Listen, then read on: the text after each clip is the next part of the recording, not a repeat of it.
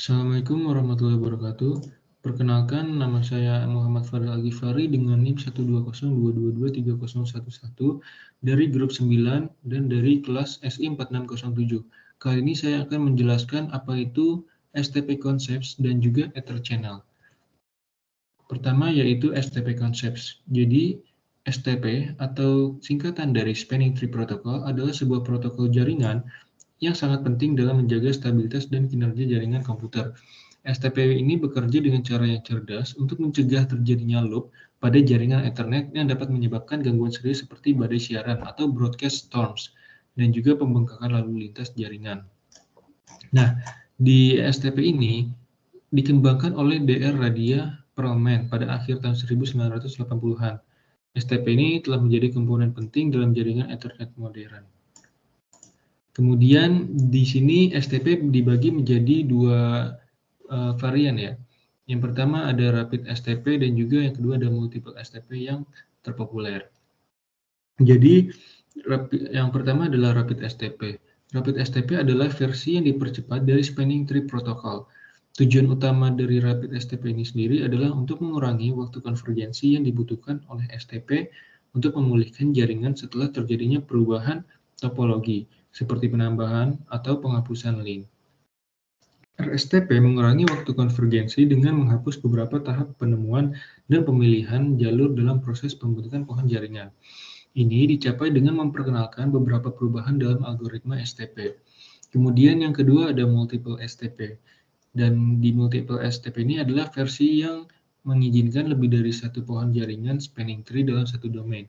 Hal ini memungkinkan jaringan yang lebih kompleks dibagi menjadi beberapa area, di mana setiap area memiliki pohon jaringan sendiri. Ini memungkinkan pengoptimalan yang lebih baik dari sumber daya jaringan dan pengaturan kebijakan yang lebih spesifik. Multiple STP membagi jaringan ke dalam beberapa instance, dan setiap instance memiliki konfigurasi STP independen. Nah, cara kerja STP. Yang pertama, STP mengidentifikasi jalur yang tidak perlu dan memilih root bridge sebagai pusat jaringan. Setiap switch menentukan jalur terpendek ke root bridge. Setelah itu, setiap switch mengidentifikasi port yang harus digunakan sebagai root port atau jalur terpendek ke root bridge dan designated port atau jalur terpendek ke segmen lain. Port yang tidak terpilih sebagai root port atau designated port akan dijadikan blocking port untuk mencegah terjadinya loop. Dan ada keuntungan STP, di antaranya adalah pencegahan loop jaringan, dan yang kedua keandalan jaringan yang tinggi, ketiga pemulihan otomatis, dan yang terakhir adalah kompatibilitas dengan berbagai topologi jaringan. Kemudian selanjutnya adalah Ether Channel. Jadi Ether Channel ini adalah teknologi yang memungkinkan kita untuk menggabungkan beberapa link fisik menjadi satu link logis. Ini meningkatkan bandwidth dan menyediakan redundansi yang sangat penting untuk menjaga ketersediaan jaringan.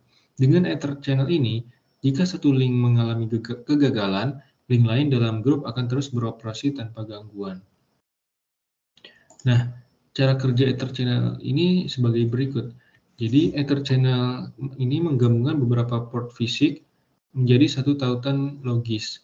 Proses ini memungkinkan distribusi traffic secara merata di antara port-port yang tergabung, sehingga memaksimalkan penggunaan bandwidth yang tersedia. Untuk menentukan port mana yang akan digunakan dalam mengirimkan traffic, Ether Channel menggunakan algoritma hash yang canggih. Teknologi ini menawarkan dua mode operasi.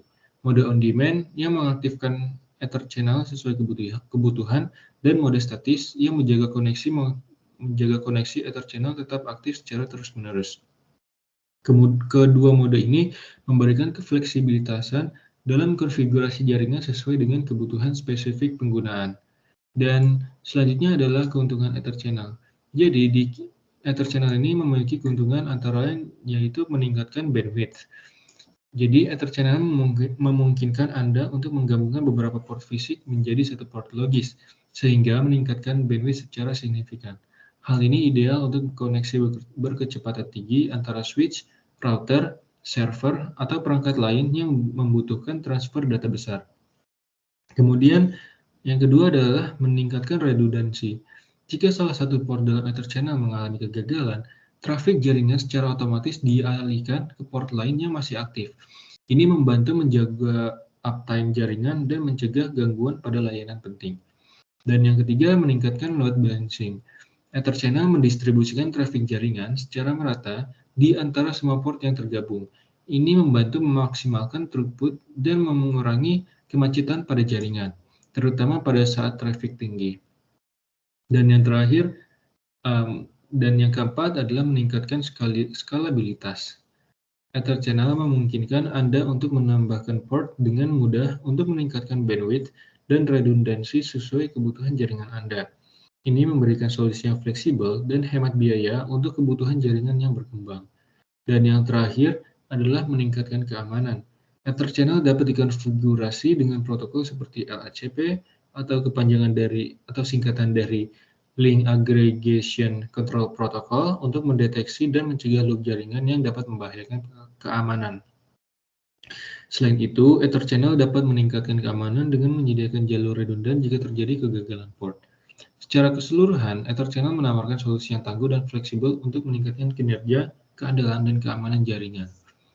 Ketika kita menggabungkan STP dengan Ether channel, kita mendapatkan jaringan yang tidak hanya bebas dari loop, tapi juga memiliki bandwidth yang lebih besar dan redundansi yang lebih tinggi. STP akan memperlakukan Ether channel sebagai satu link logis, yang berarti kita dapat memiliki banyak link fisik tanpa risiko loop. Dari kelompok 9, sekian untuk penjelasan dari STP dan juga Ether channel itu sendiri.